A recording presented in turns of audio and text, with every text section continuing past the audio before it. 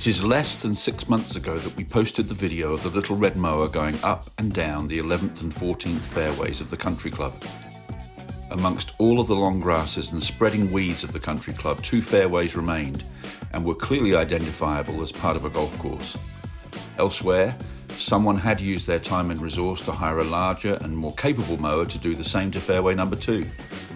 Others had been out with hand-pushed mowers to try and make an impression on what was escalating into an environmental mess.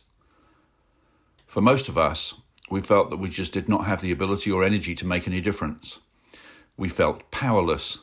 We felt impotent. Every day we could see the situation slowly becoming worse. We felt we had been badly let down.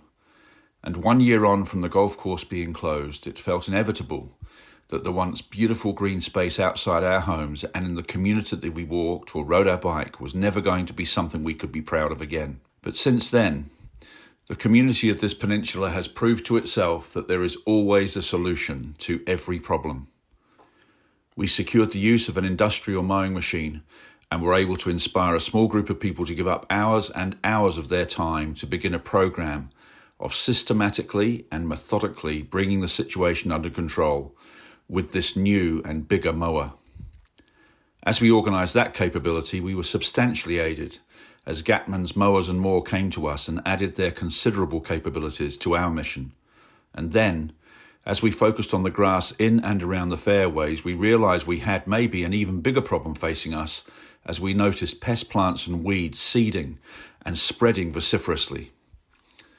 Through the relationship we had already established with Forest and Bird and our newly found awareness of the tireless work their volunteers were doing maintaining traps and bait stations around the country club, we were introduced to restore hibiscus and bays.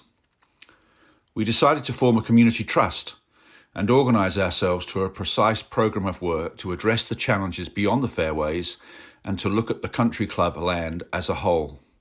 And as we did this, our friends from We Do Landscaping got in touch, and before long we had a plan to initiate the first volunteer day where we could organise teams of people to tackle the pest plants and weeds, the bunkers, the cart paths, the rubbish which was gathering everywhere, and the areas of the course which had not had any care or attention paid to them for over a year. We put out the calls for donations, and our community responded generously, magnificently.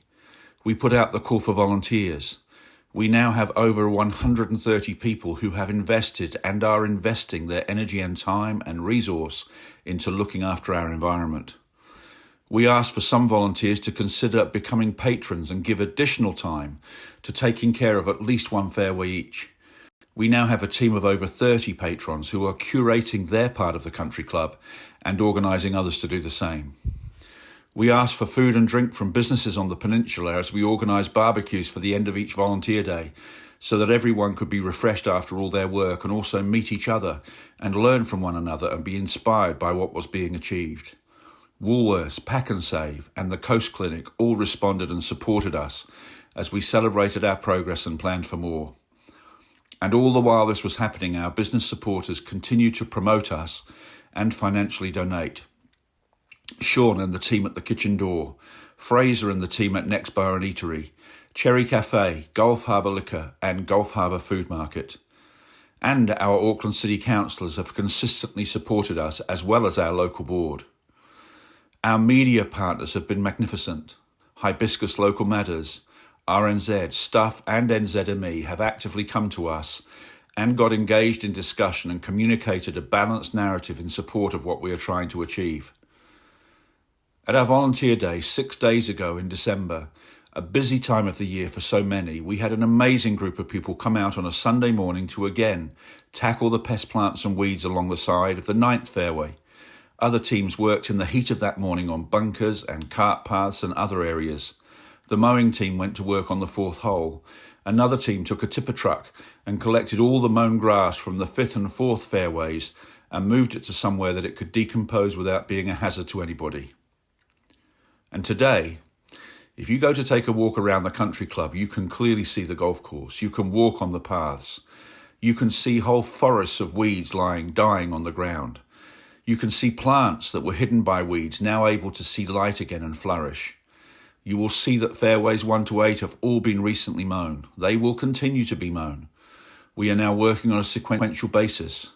We think we will be able to cut most of the fairways every month. We will get better. We are putting in systems to make sure that we learn as we go. We are focusing on extracting the most value out of every single cent that is donated. And we will be doing it all through the holidays and into 2025. And we are going to keep doing it until the green space is secured for all of us. Keep on removing the rubbish. Keep on mowing. With our partners from Forest and Bird keeping the rodents managed with their volunteer teams. Keep on landscaping, clearing paths. Keep on tackling the pest plants and weeds. One of our volunteers wrote a whole application to help us to understand where to place our focus and made it available to everyone. Our Patreon community now has videos that train them to be able to update it all as we progress. This is not a hapsy-flapsy undertaking. We have moved from a community that was largely having something bad being done to them to being a community that is taking organised action to turn that into something good. Maybe something that's even great. It feels good to be a part of this community. Good to feel that there is something that we can do about our situation. Good to feel connected to like-minded people. Good to realise that those houses just down the road from where I live are also filled with people who want to see our future secured and are prepared to get involved and get in the game. Some of us have met more people and got to know them than we have met and got to know in years. It is life-giving. It gives oxygen to our day-to-day. So this video is really to recognise all of those people who have been a part of the journey. From the anonymous original donor of the John Deere mower to the person who donated $5 yesterday. It takes a community, and this is ours, and it's great. Thank you, everyone. All the best for the holidays and for 2025. We will see you all again in January.